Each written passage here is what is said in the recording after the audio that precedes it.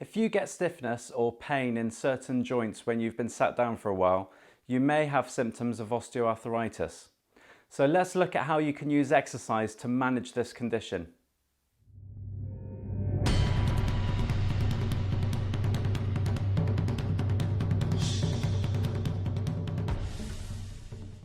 Hi everyone, and welcome to Exercise for Health. I'm Richard, and today I have some exercise advice for people living with osteoarthritis. If you're new to this channel, we offer tips, advice and exercises each week to help you manage your health condition with physical activity. So go ahead and tap the subscribe button below and the bell icon if you want to be notified of when we upload a new video. There are several types of arthritis, including gout, ankylosing spondylitis and rheumatoid arthritis, all of which I'll cover in future videos. But osteoarthritis is the most common form of the condition, which affects approximately 10 to 15% of the adult population worldwide. Osteoarthritis used to be referred to as wear and tear of the joints, but this term is a false representation for the pathology of the disease. The causes for it are clinically unknown, but it's thought that factors such as age, this being over 45, a family history of it, gender, as it's more prevalent in women, obesity, and previous joint injuries can lead to an increased risk of developing the condition. It used to be thought that high impact or high intensity exercise and sports can lead to developing it, but more recent studies show that this is unlikely, and if anything, they may have a beneficial effect on protecting the joints. However, inactivity can lead to poor joint stabilisation due to muscle atrophy, which can lead to an increased risk of developing the condition. Osteoarthritis can affect many different joints in the body, from the neck or the cervical spine down to the feet, and it's where the protective cartilage on the ends of your bones breaks down, causing pain, swelling and stiffness. When this process happens, the body sets in to repair it, and over a time, tiny bits of bone called osteophytes are formed on the end of the bone, which leads to pain and a buildup of fluid inside the joint, which leads to swelling and a lack of mobility. This then becomes a vicious cycle because you feel you should then rest it, which results in weaker muscles, which causes further joint instability, which creates more pain. In very late stages, and if severe, joint replacements then become the final form of treatment.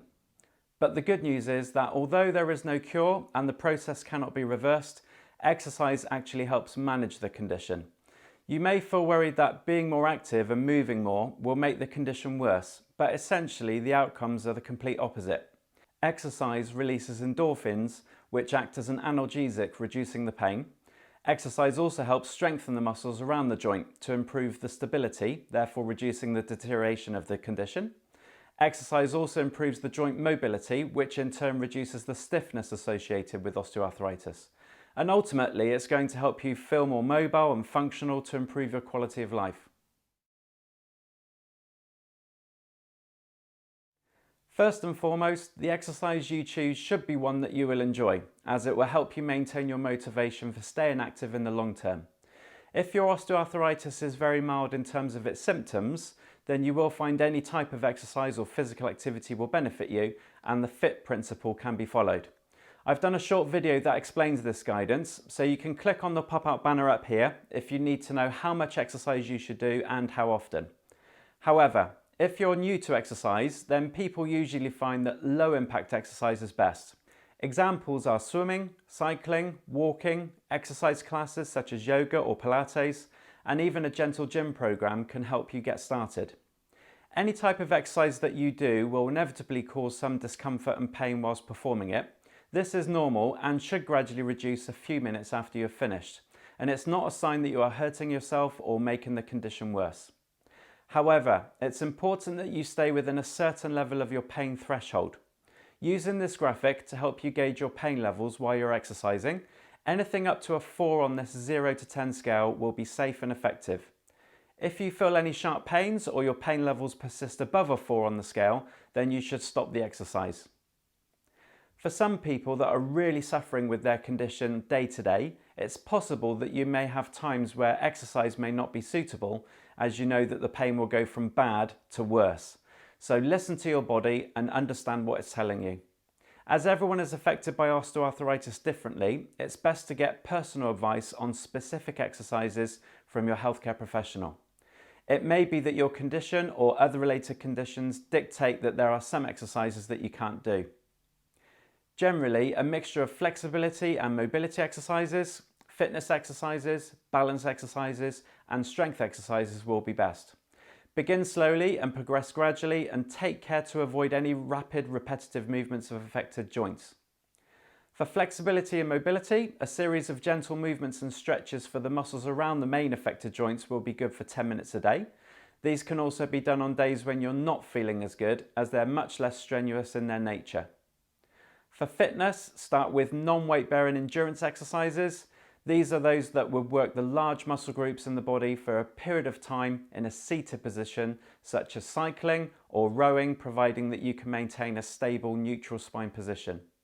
Other weight-bearing endurance exercises such as running, using a cross-trainer machine or climbing stairs may also be okay if your symptoms are less severe, you don't suffer with biomechanical deficiencies of the lower limbs, and you're confident that you won't compromise the stability of the affected joints during the exercise. For balance, you can do specific exercises that help improve it, such as those found in the video I'm showing on screen now, which can be accessed via the link in the description below. But activities such as bowls, dancing or Tai Chi can be a great way of challenging it. When it comes to strength exercises, working through your range of movement against a resistance is ideal, but it's important not to load the muscle too much that it potentially compromises the stability of the joint. The knee joint is one of the most common sites in the body for osteoarthritis, so working the muscles, and more specifically the quadriceps or front thigh muscles in the legs, is essential for building joint stability. A few years ago, my train of thought for quad strengthening for people with osteoarthritis in the knee was to prescribe open chain exercises only. This is working the quads where the foot can freely move, so the weight is not going through the knee joint. An example of this is a leg extension machine in the gym, allowing movement of the knee joint against a resistance without pressure through the foot. However, working and training with physiotherapists over recent years, and as more research comes to light, doing closed chain exercises for the knee, such as using the leg press machine or performing squats, can be just as beneficial and are generally more functional in the long term as they mimic everyday movements. For any strength exercises, aiming to bring slight fatigue to the muscle within an 8 to 12 repetition range is suitable, providing you can maintain good form throughout. This is also true for core-based exercises, and I will have a video on 3 exercises for spinal health coming very soon. But any exercises that challenge the muscles over a short period of time will help build strength and stability for the affected joint. Swimming is probably one of the best all-round exercises you can do, because of the buoyancy of the water takes the pressure off the joints, but the water acts as a resistance to the muscles during the body's movement. This is also why hydrotherapy, or exercises in warm water, is so beneficial for people with arthritis. All in all, the more frequently you can move, the better you will feel. I've done quite a few videos on this channel where you can follow me in a gentle exercise routine for balance, mobility, strength, flexibility and fitness. So if you want to try out some exercises at home to help you with your osteoarthritis, then be sure to check out other videos on this channel. I hope you can take something away from this video today. If so, please give it a like by clicking the thumbs up button below, and share this video with friends to help this channel grow so more people can benefit from it. Thank you so much for watching, and remember to stay active, keep moving, and I'll see you next week. Thank you for watching. If you enjoyed this video today, please give it a thumbs up. You can also click here to subscribe to this channel, or click here to watch a recent video. See you soon.